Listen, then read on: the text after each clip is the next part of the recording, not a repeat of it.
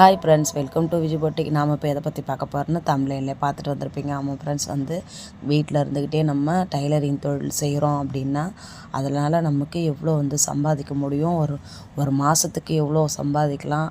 இப்போ நம்ம வெளில போய் வேலைக்கு போகிறோம் அப்படின்னாலுமே அது நமக்கு எவ்வளோ வருமானம் கொடுக்கும். இல்லை நம்ம வீட்டில் இருந்துக்கிட்டே நம்ம கைத்தொழில் ஒன்று இருக்குது, அதை வச்சு நம்ம எவ்வளோ வருமானம் சம்பாதிக்க முடியும் அப்படின்னு தான் இந்த வீடியோவில் பார்க்க போகிறோம். இப்போ தான் என்னோடய சேனலை ஃபஸ்ட் டைம் பார்க்குறீங்க அப்படின்னா என்னோடய சேனலை சப்ஸ்கிரைப் பண்ணிட்டு பாருங்கள். அப்போ தான் நான் போடுற வீடியோவில் உங்களுக்கு உடனே நோட்டிஃபிகேஷன் வரும். இந்த வீடியோ பிடிச்சிருக்கு அப்படின்னா இது ஒரு லைக் பண்ணிவிட்டு பாருங்கள். அப்போ தான் நான் சொல்கிற விஷயம் 4 பேருக்கு போய் சேரும். அதனால தான் சொல்கிறேன் சிஸ்டர்.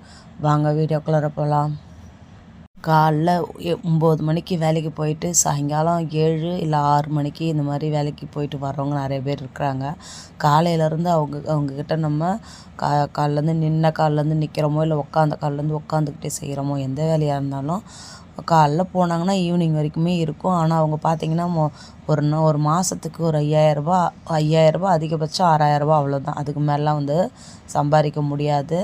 ஆனால் நம்ம கைத்தொழில் ஒன்று இருக்குது அப்படின்னா நம்ம தான் இதுக்கு ஓனர் இல்லையா. நம்ம தான் நம்ம செய்கிறது தான் வேலை, நம்ம இஷ்டம்தான்.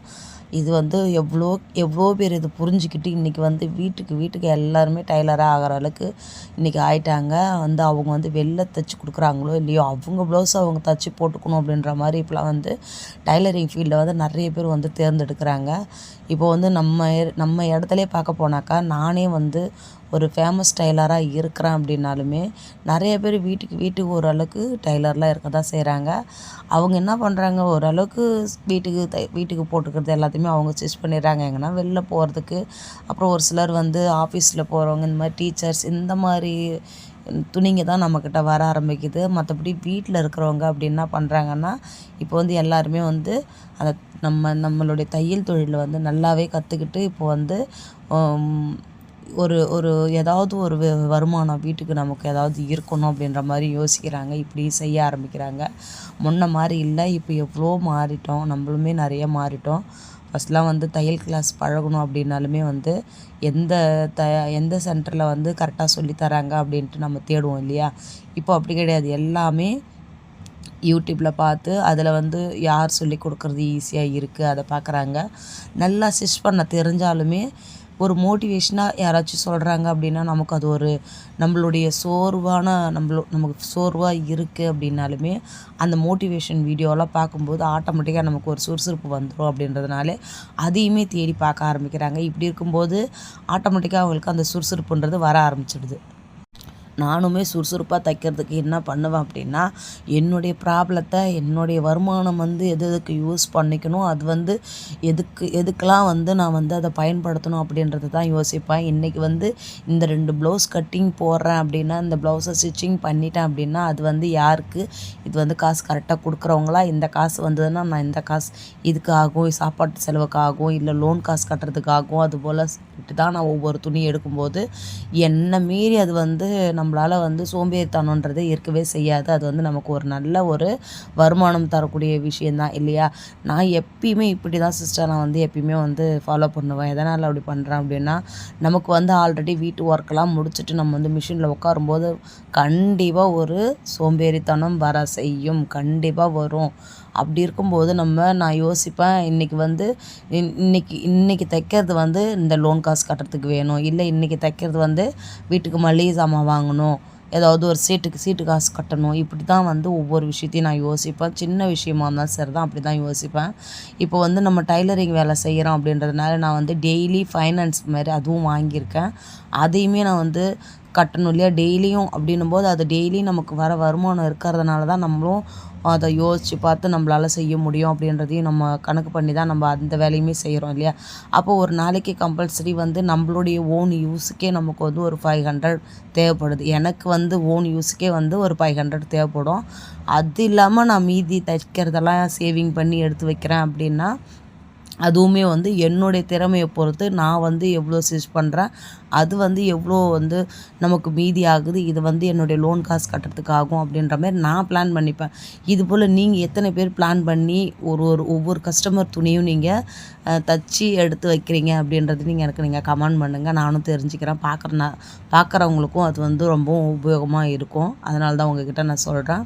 இதுபோல் வந்து நிறைய பேர் வந்து ஃபாலோ பண்ண தான் செய்கிறாங்க. ஏன் அப்படின்னா அவங்களால வந்து இப்போது நமக்கு ஒரு லோன் காசு கட்டணும்ப்பா, நம்ம போய் ஒரு 1000 ரூபா குறையுதுன்னு ஒருத்தர்கிட்ட நீங்கள் கேட்டு பாருங்கள். கண்டிப்பாக வந்து அவங்க தரத்துக்கு வாய்ப்பே கிடையாது. அவங்களும் வந்து தரமாட்டுறாங்க அப்படின்னு சொல்லிட்டு நம்மளாலுமே சொல்ல முடியாது. ஏன்னா அவங்களுக்கும் ப்ராப்ளம்ஸ் இருக்க தான் செய்யும் இல்லையா. ஆனால் நம்ம வந்து சும்மா கேட்கல, கைமாத்தா தான் கேட்குறோம். ஒரு 2 நாளில் கொடுத்துடலாம் அப்படின்னு சொல்லிட்டு கேட்டிங்கனாலும் சரி தான், கொடுக்க மாட்டாங்க. இன்றைக்கி இருக்கிற காலகட்டம் அப்படி தான் இருக்குது இல்லையா. அப்படி இருக்கும்போது நம்ம என்ன பண்ணலாம், நம்மளுடைய ஏதோ நம்மளுக்கு கைத்தொழில் ஒன்று இருக்குது. அந்த கைத்தொழிலேருந்து நம்ம சம்பாதிக்கணும். அதுலேருந்து நம்ம குடும்பத்துக்கு எந்த அளவுக்கு யூஸ்ஃபுல்லாக இருக்குது, அதுலேருந்து நம்ம என்னத்தை கற்றுக்கிட்டு வரணும் வெளியே, அதெல்லாம் யோசிக்கணும். நான் நிறைய கற்றுக்கிட்டேன். இந்த பணன்ற ஒரு விஷயத்த வந்து எனக்கு நிறைய பாடத்தை கற்றுக் கொடுத்தது. அதனாலேயே நான் வந்து என்னுடைய டைமை வந்து நான் வேஸ்ட் ஆக்க விரும்பவே மாட்டேன். என்னால் உடம்பே முடியலனாலும் சரி தான், ஒரு நாளைக்கு ஒரு 3 ப்ளவுஸாவது நான் தச்சு எடுத்து வச்சிருவேன். அது ஏதாவது ஒரு கணக்குக்கு வந்துடும். ஏன்னா இன்றைக்கி நீங்கள் உடம்பு முடியலன்னு அந்த ஒரு 3 ப்ளவுஸ் நம்ம தைக்காத விட்டோம் அப்படின்னா, அதே டைமில் நமக்கு வந்து அந்த ப்ளவுஸை வாங்க வராங்கன்னும் போது அந்த உடம்பு முடியலன்ற பிரச்சனையே வந்து அப்போ எல்லாத்தையுமே நம்ம மறந்துடுவோம். அப்படி தான் நான் வந்து யோசித்து செய்வேன்.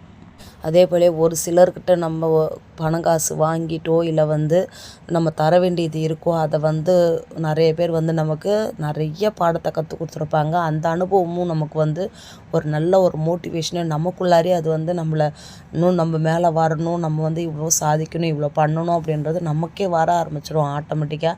நான் ஏன் வந்து இப்படி சொல்கிறேன் அப்படின்னா, எதுவுமே சேர்த்தா எந்த ஒரு விஷயமும் வந்து அனுபவபூர்வமாக செஞ்சால் மட்டும்தான் நமக்கு வந்து அது வந்து இந்த அளவுக்குலாம் பேச முடியும். சும்மா நம்ம வந்து வாய் கடமைக்குன்னா வந்து பேசுகிறோம், வீடியோக்கோசம் பேசுகிறோம் அப்படின்ற மாதிரி இல்லாமல் அவங்கவுங்க அனுபவித்த ஃபீலிங்கை வச்சு நம்ம பேசுகிறோன்னும் போது தான் அது வந்து கரெக்டாக வந்து நம்மளால் சொல்ல முடியும். நான் வந்து இன்றைக்கி சொல்கிறேன் அப்படின்னா, நான் அவ்வளோ விஷயத்த நான் வந்து இதில் வந்து அனுபவிச்சிருக்கேன். என்னுடைய வயசுக்கு நான் வந்து பார்க்கக்கூடாத விஷயத்தை எல்லாத்தையுமே பார்த்துட்டேன். ஆனால் அந்த ஒரு பணம் தான் எனக்கு எல்லாத்தையும் கற்றுக் கொடுத்தது இல்லையா. அந்த பணத்தை நோக்கி நம்ம ஓடணும், நம்ம சம்பாதிக்கணுன்ற ஒரு எண்ணம் மட்டும்தான் எனக்கு அதிகமாக இருந்ததுனால தான் இன்றைக்கி வந்து ஒரு நாளைக்கு 1000 ரூபாயிலேருந்து 2000 வரைக்கும் என்னால் ப்ளவுஸ் ஸ்டிச் பண்ண முடியும். என்னுடைய குடும்பத்தையும் நான் வந்து எந்த ஒரு பிரச்சனையும் இல்லாமல் என்னால் கொண்டு போக முடியுது. இன்றைக்கி வந்து ஒரு 2000 ரூபாய் வேணும் அப்படின்னாலுமே நான் யோசித்து இன்றைக்கி நம்மக்கிட்ட இருக்கிற துணி இதை நம்ம தைச்சோம் அப்படின்னா அது வந்து நாளைக்கு நமக்கு யூஸ் ஆகும் அப்படின்ற மாதிரி யோசித்து அதையுமே செய்வேன். அதனால் எனக்கு உடம்பு முடியலன்ற விஷயத்தையே நான் எப்பயுமே காட்டிக்கவே மாட்டேன். என்னுடைய குடும்பம் தான் எனக்கு ஃபஸ்ட்டு. அந்த பணத்துக்கோசம் நம்ம எவ்வளோ அசிங்கப்பட்டோமோ அது வந்து இதுக்கப்புறம் இருக்கக்கூடாது, அப்படி தான் யோசிப்பேன்.